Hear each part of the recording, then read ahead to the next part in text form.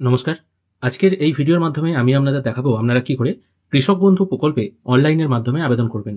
এতদিন পর্যন্ত কৃষক বন্ধু প্রকল্প অনলাইনে আবেদন করা যেত না। আপনাদের অফিসে গিয়ে ফর্ম ফিল আপ করে সেই ফর্ম জমা দিয়ে আবেদন প্রক্রিয়া সম্পূর্ণ করতে হতো। যদিও পিএম কিষাণ কিন্তু অনলাইনে আবেদন হয়, তবে সেক্ষেত্রেও ফর্ম ফিল আপ করার পর আপনাকে সেই ফর্ম অফিসে জমা দিয়ে আসতে হয়। এখন কৃষক বন্ধু প্রকল্প অনলাইনে আবেদন করা যাচ্ছে। অনলাইনে আবেদন করার জন্য গুগলে কৃষক বন্ধু লিখে সার্চ করবেন। কৃষক বন্ধু লিখে সার্চ করার পর একদম প্রথমে যে কৃষক বন্ধু লিঙ্কটা ওপেন হবে, ঠিক তার নিচে আছে দেখুন রেজিস্ট্রেশন ফর্ম, এই অপশনটার উপর একবার ক্লিক করবেন। এখানে ক্লিক করার পর আপনাদের সামনে এরকম একটি রেজিস্ট্রেশন ফর্ম ওপেন হয়ে যাবে। এখানে সবার আগে আপনার ভোটার কার্ড নাম্বারটা পুট করবেন, তারপর আপনার ফোন নাম্বারটি পুট করে গেট ওটিপি অপশনে ক্লিক করবেন। তাহলে আপনার ফোনে একটি ওটিপি চলে আসবে। ওটিপিটি এখানে পুট করে কনফার্ম ওটিপি এই অপশনটায় ক্লিক করবেন। ওটিপি পুট করার পর আপনাকে এখানে 5টা জিনিস ফিল করতে হবে। প্রথমে চলে আসছে ফার্মার ডিটেল। এখানে প্রথমে আছে ইমেজ অপশন। এখানে যিনি চাষি আছেন বা যিনি কৃষক বন্ধু আছেন তার একটা পাসপোর্ট সাইজ ফটো এখানে আপলোড করে দিতে হবে। তারপর তার অল্টারনেটিভ ফোন নাম্বার এখানে একটা টাইপ করে দিতে হবে। এরপর আসছে ইমেল আইডি, যদিও সেটা অপশনাল, যদি থাকে অবশ্যই দিয়ে দেবেন। এরপর আপনাকে আপলোড করতে হবে কিষাণ সম্মান নিধি সেলফ ডিক্লারেশন। এবার এটা আপনি কোথা থেকে পাবেন? এবার এখানে ব্যাপার হচ্ছে, আপনি যদি পিএম কিষাণ যোজনা থেকে আর্থিক সহায়তা পেয়ে থাকেন তাহলে ইয়েস করবেন, অন্যথায় এটা নো করবেন। যদি ইয়েস করেন সেক্ষেত্রে আপনাকে প্রধানমন্ত্রী কিষাণ সম্মান নিধি স্বঘোষিত ফর্ম যেটা আছে এটা আপনাকে আপলোড করতে হবে।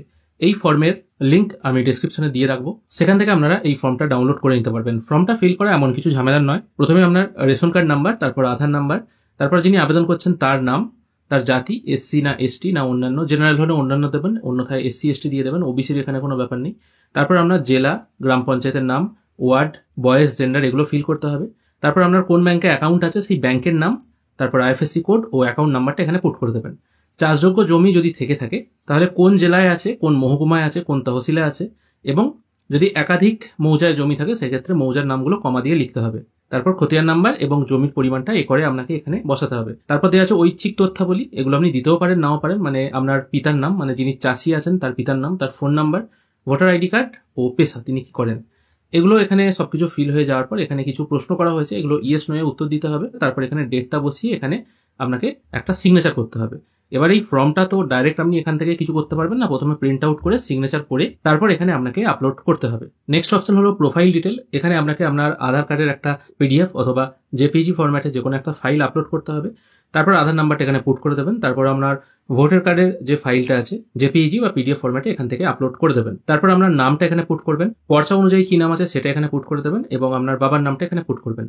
তারপর আপনাকে পুট করতে হবে আপনার ডেট অফ বার্থ, সেটা এই ক্যালেন্ডার থেকে সিলেক্ট করে নেবেন, তাহলে এজটা আপনার অটোমেটিক ক্যালকুলেট হয়ে এখানে চলে আসবে। তারপর আপনার জেন্ডার এখান থেকে সিলেক্ট করবেন, কি ক্যাটাগরি বা কোন কাস্টের আপনি অন্তর্ভুক্ত সেটা এখানে চুজ করে নেবেন। তারপর আপনি কি টাইপের ফার্মার, মানে নিজস্ব জমি না ভাগ চাষি না পাট্টাদার, সেটা এখান থেকে আপনাকে চুজ করতে হবে। নেক্সট অপশন হচ্ছে ব্যাংক ডিটেল। এখানে আসার পর আপনাকে ব্যাংকের পাসবইয়ের প্রথম পাতাটা এখানে চুজ ফাইল অপশন থেকে আপলোড করে দিতে হবে।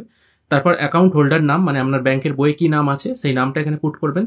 অ্যাকাউন্ট নাম্বার, আইএফএসসি কোড পরপর এখানে বসিয়ে দেবেন। আইএফএসসি কোড এখানে পুট করার সঙ্গে সঙ্গে অটোমেটিক আপনার ব্যাংকের নাম এবং ব্রাঞ্চের নাম এখানে চলে আসবে, এবং তারপর কি টাইপের আপনার এটা অ্যাকাউন্ট আছে, সেভিংস না কারেন্ট না কেসিসি, সবসময় সেভিংস দেওয়ারই চেষ্টা করবেন।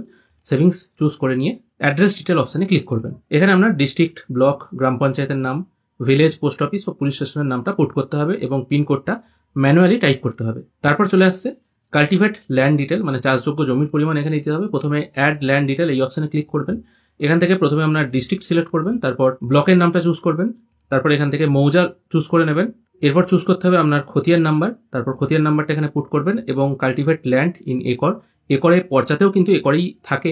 সেই কাল্টিভেট ল্যান্ড মানে চাষযোগ্য জমি, সেখানে কিন্তু আপনার যদি পুকুর থাকে বা বাস্তু থাকে সেগুলো কিন্তু এখানে অ্যাড করবেন না, শুধুমাত্র চাষযোগ্য জমি সেগুলোই অ্যাড করবেন। তারপর আপনার যে পর্চা আছে সেই পর্চাটা এই চুজ ফাইল অপশন থেকে সিলেক্ট করে আপলোড করে দেবেন। যদি অন্য কোনো মৌজায় জমি থাকে তাহলে অ্যাড ল্যান্ড ডিটেল করলে অন্য মৌজার জমিও কিন্তু আপনি এখান থেকে অ্যাড করতে পারবেন। সবকিছু এখানে ফিল হয়ে যাওয়ার পর একবার ফর্মটা ভালো করে মিলিয়ে নেবেন। যদি মনে হয় সবকিছু ঠিকঠাক আছে তাহলে ক্রিয়েট ফার্মার এই অপশনটার উপর ক্লিক করবেন। এখানে ক্লিক করার সঙ্গে সঙ্গে কৃষক বন্ধু পোর্টালে আপনার নাম রেজিস্ট্রেশন হয়ে যাবে।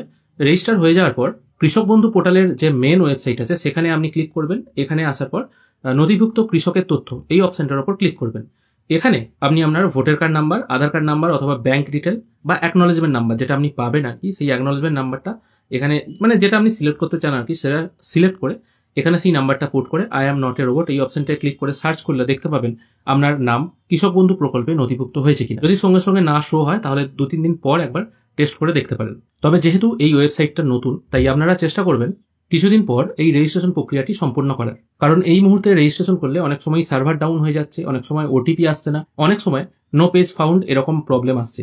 ওয়েবসাইটটাকে একটু ইজি হতে দিন, তারপর অ্যাপ্লাই করবেন। যতদিন না ইজি হচ্ছে, আপনাদের যদি আর্জেন্ট কিছু থেকে থাকে তাহলে আপনারা অফিসে গিয়েও কিন্তু দরখাস্ত করতে পারেন।